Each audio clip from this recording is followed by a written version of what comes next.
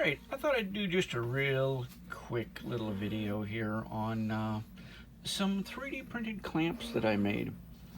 I'm doing a bunch of these laser cut boxes, and I wanted an easier way to clamp them down. I've been putting weights on them and tape around them and things like that.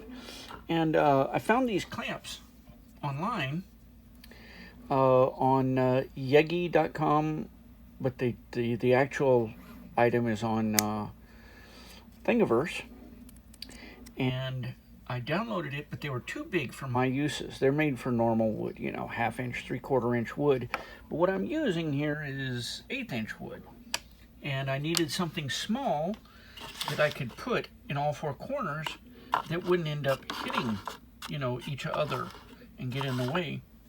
So what I did was I scaled them down 50% exactly, and they print as two components like this, and then you just slide them together. It's like a dovetail fitting on the end, so you can see there, and so they fit together real nice.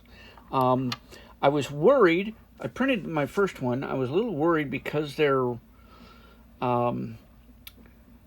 smaller. I was worried that there might not be enough tolerance inside of it, but it is. They're snug. They're very snug, like that. You have to work at it a little bit to open them up. Very hard to do with one hand, but yeah, there we go. I can slide it open like that. And then what you do is you put it in a corner and you put a clamp on the outside and the inside, and these clamps have flat spots on both sides. So that's the outside and this is the inside, and there's a flat spot there as well.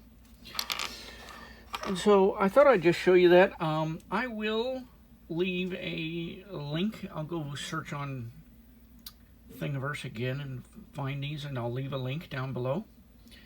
But yeah, I thought I'd do that to help myself do these. Now I printed a couple of sets of them, and then I printed this little tube with a lid on it to store them in. I've got enough here for just enough for 2 sets. All right, thanks for watching.